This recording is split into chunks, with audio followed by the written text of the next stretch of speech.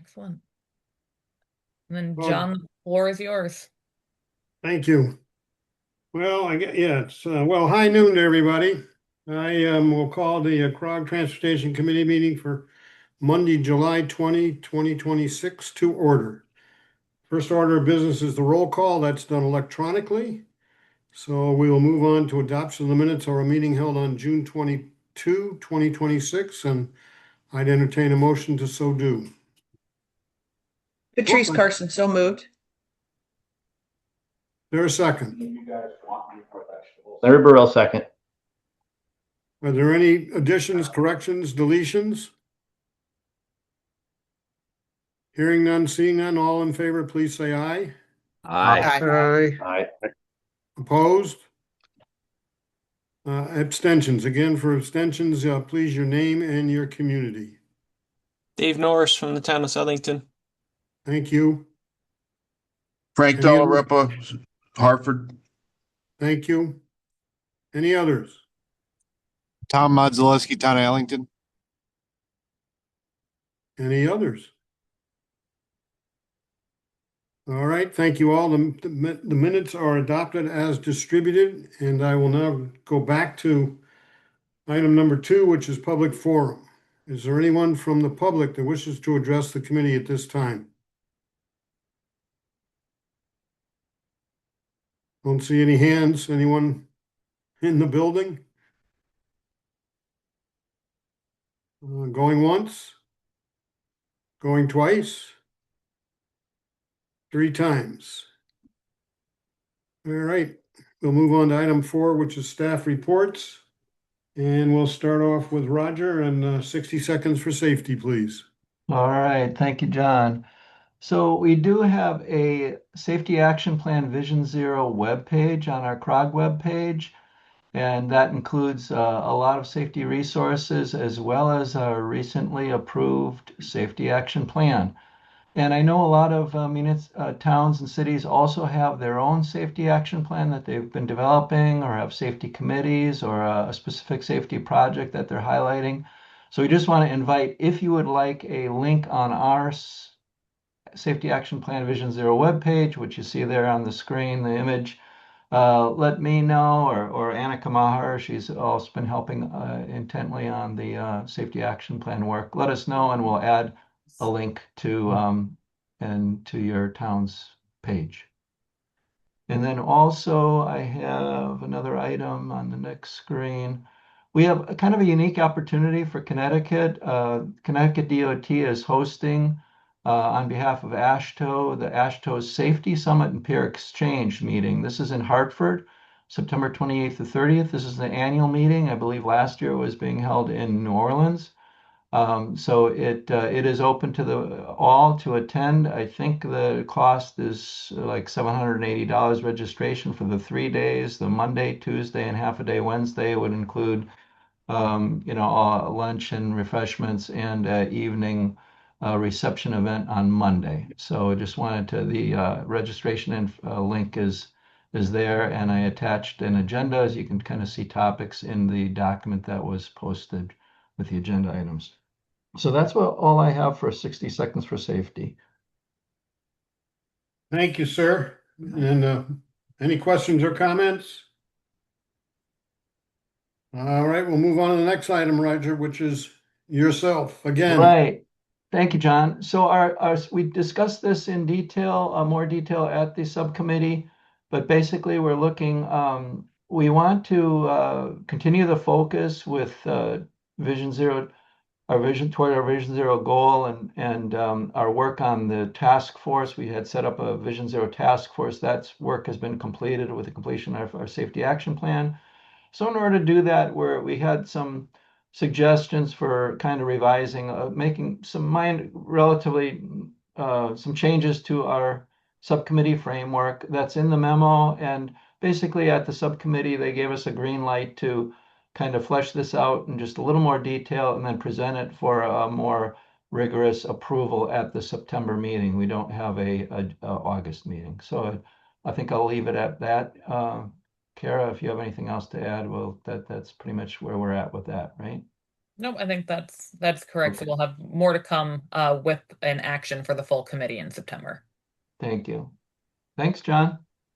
Thank you, Roger. Moving right along, funding update, Kara?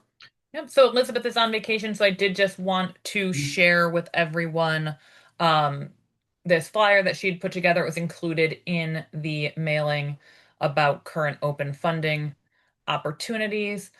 We did also want to just commend the city of New Britain on their recent raise grant, or rather build grant award for 2026. They were the only Connecticut award, and it was for their Route 174 congestion mitigation and safety improvements project. So just wanted to give kudos to that CROG community for that win. Absolutely. Any questions for Kara on this? All right, moving along, 2055, good lord. Metropolitan Transportation Plan update. Thank you, John. I know it sounds far, but surprisingly not as far as we might want to believe. So we are in the process of updating our Metropolitan Transportation Plan. The outlook year on that document will be 2055. So we wanted to give the committee and policy board members who are in attendance today just kind of some information about the schedule for this update. We currently do have a visioning survey open. We'll share that link in the chat. And we're doing some public outreach across the region this summer. We were up in Enfield for their 4th of July town celebration. We did need to, we originally were supposed to be in New Britain last week, but due to the air quality concerns were I needed to reschedule that to tomorrow. So that should be July 21st on there. Also going up to Coventry for the Farmers Market, the Bloomfield Summer Concert Series, and a CT Rail event in Bushnell Park. So we have staff from our consultant team as well as CROG staff attending these events and getting feedback from members of the public about their transportation priorities looking towards the future. We also intend to have a virtual public meeting in the September timeframe. When we do have that scheduled, we will share that date with the committee. We are also planning to have our consultant team give a presentation to the Transportation Committee and Policy Board jointly. As of right now, that is scheduled for directly before the Policy Board meeting in September. Though we're working out the logistics on that. And again, once details are set, we will share that with everybody. And that's an opportunity to kind of share what we've done so far with this update and also get kind of some initial feedback from those committees. We'll also be having stakeholder focus groups in the fall. This is a pretty tight turnaround. We do need to get endorsement and adoption of this plan by March of 2027.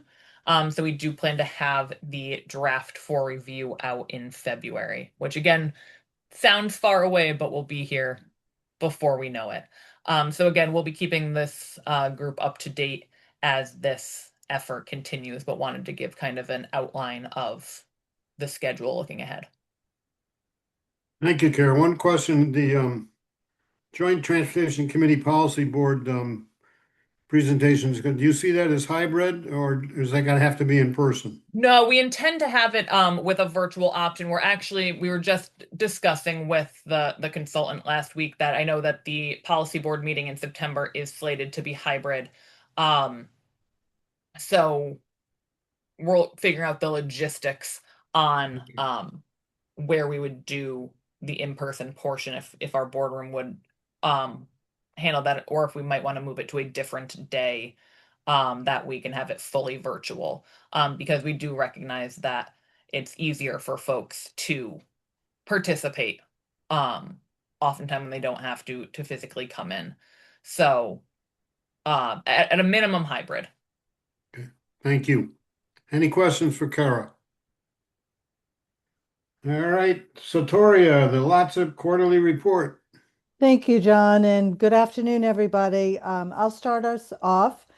This is the quarterly 4 reporting, and the information for the report is extracted from the regional quarterly status report and the LOTSEP program and financial summary that was included in the packet as an attachment. So just to start us off, CROG did receive one authorization to award letter this quarter, and that was for the West Hartford Fern Street Bridge project, and that was for $6 million. So we're happy and congratulations to the town of West Hartford. And this made the total for FY26 of projects that were expended at $6,699,508.58. So we're very excited about that. CROG also received four during the quarter four authorization to advertise letters, and these were for the Windsor Marshall Phelps for $1,922,412. New Britain Arch Street Complete Streets, and that was for $3,501,600. And also New Britain, another one for Myrtle Street Complete Streets, and that was for $3,888,000. And Weathersfield Heritage Way Trail, and this was for phase 1 and 2, which is a combined project, and that was for $2,865,846, and the total being $12,177,858. So as you can see, I think quarter one, starting in July, is going to be a banner quarter. So we're excited about that because quite a few projects have received authorization to advertise letters, and some of them have since been expended. So we're very excited about that. CROG also received two final design submissions totaling $4,463,800. One was for Ellington Route 83 sidewalk installation, and that was for $2,757,000. And West Hartford New Park Avenue Complete Streets for $1,706,800. So congratulations to all these municipalities that are working very hard to try to bring their projects over the finish line. We know it's been a tough for some of these projects, but we're excited that you're finally advancing those projects. So I'm going to turn it over to Stephanie to complete the report. Thank you, Satoria, and good afternoon, everyone. So during quarter four of fiscal year 2026, CROG received 6 quarter four design submissions. Also, some projections coming up based on our town quarterly reporting. CROG anticipates 13 design submissions in quarter one of fiscal year 2027. These consist of 3 preliminary design submissions, 4 90% design submissions, and 6 final design submissions. Likewise, CROG is projecting to receive 13 final design submissions in quarter two. We do encourage you to please review these projects, all of these projections, and let us know if you do anticipate any changes in them going forward. We've also received 80 projects, in total 80 projects have been awarded or completed since the program's inception. One project application was submitted to the DOT this past quarter, and that was for the Suffield Windsor Locks Canal projects. Also this past quarter, CROG submitted 6 closeout documents. 4 are in Coventry, which included Lake Street and Cross Street, Folly Lane Bridge, and the Swamp Road realignment, as well as the South Street projects. And then also in Farmington, we had Brickyard Road phases 1 and 2 for closeout documents this past quarter. No projects are requiring reporting for this past quarter either. Thank you. Thank you, Satoria. Thank you, Stephanie. Any questions? Quiet group. Thanks again. We'll now move on to, where are we? We are at Annika with roadway congestion survey. Thank you, John. So this is kind of just a reminder and an ask from the committee. We're looking for input on what the top congestion concerns are in each of your municipalities. I sent out a survey maybe like a week and a half ago.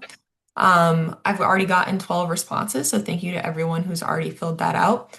And for everyone else, this will be open till the end of the month. It's just a few quick questions on, you can see on the screen, like what's the most congested corridor, what's the most congested intersection, and do you have any additional concerns? And this will help us kind of add some ground truth to our congestion management process of, are we seeing, is the data reflecting what's happening in the town and such, so we can make sure to prioritize accurately. I also want to give a quick thank you to everyone who filled out the Resilience Improvement Plan survey. I've sent out a lot of survey requests over the last month, so I just really want to say thank you, and your feedback is really important for both of these projects. Any questions about this? Thank you, Annika, and I would urge everyone who has not been able to do it yet to complete the survey and get it back to Annika because it's very useful in the work that she's doing that will benefit us going forward.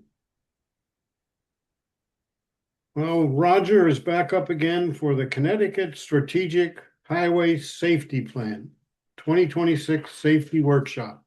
Thank you, John. So after we put our initial agenda together, we just caught word of this. I don't know a lot of the details, but CONDOT every 5 years, I believe it is, is required to put together a strategic highway safety plan for the whole state. And as part of their outreach for that, they're having a workshop event. I don't really have an agenda for that, but it is free as I understand, and with lunch and refreshments during the 8 to 4:30 sessions. It's at CCSU in New Britain, and there's a simple link to fill out a form to attend. So that's feel free to sign up. Thank you. Thank you, Roger. Do you know whether CONDOT is doing a direct distribution The to outreach to this was a little quizzical to me and Rob. We had received an email and wasn't quite sure who all got it. I know on Rob's email he saw a number of some town engineers and First Selectmen got it, but others didn't. So I don't know how they were reaching out. is it possible for CROG to just redistribute this to the town engineers and probably who's ever the public safety? I would think so. Kara, Karen put out like a constant contact, do you think, with Yeah, this? absolutely. And I'll put the link to the registration form here as well for folks. But we can send it out to the group as well. Thank you both. Our fearless leader, Matt. Yes. Good afternoon, John, Mr. Chairman. Good to see everybody. Thank you for joining us today. I have just a couple of things for you. Number one, we are working on our legislative agenda for 2027. Hard to believe, but we're trying to expedite the timeline so that we can adopt the agenda, so that our policy board, can adopt the agenda early fall, and we'll have time to present it to key legislators and other stakeholders well before the session starts. So we are working on a survey for our members that we'll use to get your suggestions on important topics related to legislation and our work in that area. So we will be sending that survey out probably in a Survey Monkey type format within the coming week. And we will be sending that to all of our major committees, including the Transportation Committee. So expect to see that sometime over the next week or two. I know we do send out a lot of surveys, but if you could complete it, we would greatly appreciate it. And you'll be receiving that from Omari Lewis. Omari Lewis is the latest addition to the CROG team, and he is our brand new executive assistant and we're thrilled to have him. Couple of other items, Mr. Chairman, our stormwater feasibility study, we're continuing to work on that. I know we have presented it to this group, and you may recall the results were that establishing a regional stormwater utility would be feasible. The big question mark is that something our towns would like to see? So we are engaged in an outreach effort right now. Heidi Samokar, as you may know, is the project manager, and she's been ably assisted by Sonia Carazelis from our team. Tomorrow at 11 a.m., we are meeting with the 8 MDC towns. We're trying to meet with their chief executive officer as well as the appropriate staff person. So we really want to get a sense from our towns as to whether or not they would like to see us move forward with establishing a utility. If not, if we're not ready to take that step, we can certainly support our towns with creating their own local stormwater utilities, or we could potentially establish some type of stormwater working group or consortium where we periodically get together, we share best practices, and serve as a resource for our towns like we do in many other subject areas. And then the last thing I wanted to mention, you may know that for a little while now, we've been recruiting for a senior transportation safety planner. And that person would be working with our team here to help implement our regional transportation safety plan and a variety of related tasks. We are looking for some good candidates. It's a good job. Certainly not looking to steal folks away from our towns. But if anyone out there does know any good candidates, please feel free to share that information with them. Because again, we're looking to hire somebody, another talented person for our team. So that completes my report, John. Happy to take any questions that you or other members may have. Thank you. Thank you, Matt. Anybody have any questions for Matt? Comments or questions? Well, appreciate it. Thanks, Matt. Keep up the great work. Will do, sir. Okay. TIP amendments, Kara? Thank you, John. So we do have 9 TIP amendments to come before this group today. As a reminder, this Transportation Committee is acting as the policy board, so the action for this item would be, we just need a singular action, but it is Transportation Committee acting as the policy board for the TIP amendments. Item number 1 is a new project for drainage improvements in Weathersfield. 3 and 4 are statewide projects related to variable messaging signs. The first project is replacing existing signs. As I said, it's a statewide project, but it does include signage in Avon, Berlin, Plainville, and West Hartford. Item number 4 with the new variable messaging signs, again, a statewide project, but does include signage in East Hartford and Farmington. Items 2 and then 5 through 9 are all 5311 funding, which is transit funding. Number 2 is for the overall program. That's increasing the budget using the carryover funding. So as we're coming towards the end of the federal fiscal year, we often see these kind of adjustments for these broader programs. So that's what we're seeing on number 2. And then 5 through 9 is all for the Wyndham Region Transit District, increasing their budgets with their carryover funding for various capital and operating funds. Staff has reviewed all of the TIP amendments, found their funding sources and amounts to be as we would expect. So our recommendation would be approval of the TIP amendments. Thank you, Kara. Any questions? Hearing none, I'd entertain a motion to approve the TIP amendments as exercising our authority as both the Transportation Committee and the Policy Board. So moved, Suzanne Choate. Patrice will second. Thank you both. Any discussion? Hearing none, seeing none, all in favor, please indicate by saying aye. Aye. Opposed? Abstentions? Motion passes unanimously. Thank you. Thank you. So Tori, the lots of cost increase and scope mod for the Windsor locks. Yes, thank you, John, and good afternoon again, everybody.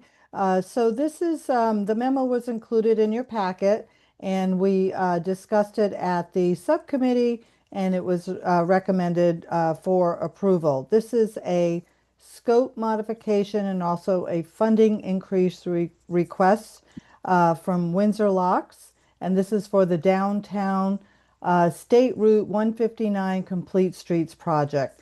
This is regionally significant because it connects the new train station in Windsor Locks and also bus service to the airport. And this project received a commitment to fund letter on June 25th, 2018 in the amount of $3,550,400. The project advanced through preliminary design and a funding increase at that time was requested, and the amount that it ended up being was 5.3 million, and that was approved by the Transportation Committee on November 15th, 2021. And this was under the condition that it would be capped at that level because most of the projects at that time, or the most that a project was at that time, was about 5 million, 5.5 million. So following this, there were multiple changes in Windsor Locks administration and also staff, and a required change to the project scope was delayed and the project advancement was also delayed. So the town of Windsor Locks new administration and staff are requesting an additional funding increase of $1,200,000, which is a 22% increase to advance the project. And this would increase the total project cost to $6,500,000. I'm going to turn it over to Stephanie. Thank you, Satoria. Now, although the requested funding increase falls within the 30% established threshold, the town is seeking approval because the project was previously subject to that funding cap that Satoria had just mentioned. Although a scope change has been requested, the funding increase is primarily a result of increases in unit prices since that 2021 approval. Now, originally, the project included a roundabout at the intersection of Main Street and Chestnut Street. After extensive public outreach, the town received significant community feedback opposing the roundabout, so the design was revised and replaced with a stop control intersection. While the intersection design changed, the overall purpose of this project has not. The goal continues to be improving safety in the downtown area by reducing vehicle speeds and enhancing pedestrian accommodations. The revised design includes several safety and streetscape improvements, such as raised crosswalks, a landscaped median, a triangular island, upgraded sidewalks, parking enhancements, ornamental lighting, and additional RRFBs. In terms of cost increases, the largest drivers are related to the costs associated with the pavement milling and asphalt work, the additional drainage improvements in granite curbing, ornamental lighting to improve roadway and pedestrian safety, and also additional RRFBs that are to be installed. Together, these items account for about $893,000 of the requested increase. The remaining increase is the result of overall escalation in construction costs, higher unit prices, and adjustments to percentage-based estimating items. Combined, these factors result in the requested $1.2 million increase, bringing the total estimated project cost to $6.5 million. As Satori had said, the cost review subcommittee met before this meeting and recommends approval for this increase. To allow for a scope modification and to incorporate unit cost escalation that the current administration is confronted with. Staff recommends approval of an additional $1,200,000 of LAPSIP funding for the Windsor Locks Downtown Complete Streets projects, increasing funding from $5,300,000 to $6,500,000. Thank you. Thank you, Satoria. Thank you, Stephanie. And clearly, this project has a long and storied history. And I'm glad to see it finally moving forward. I can remember the first meeting we had out in Windsor Locks when this was first requested. Any questions of the two fine ladies? Seeing none again, I'd entertain a motion to approve this request, both acting as the Transportation Committee and as the Policy Board. So moved, Steve Salt, Black Rocky Hill. Thank you, sir. Is there a second? Second. Thank you. Any further discussion? All those in favor, please indicate by saying aye. Can we please identify who the second was, please? Anthony Harrington. Thank you. All those in favor, please indicate by saying aye. Aye. Opposed? Abstentions? It's unanimously approved. Thank you very much. We appreciate it. Well, thank you. And Pauline, welcome to the Best Prague Committee.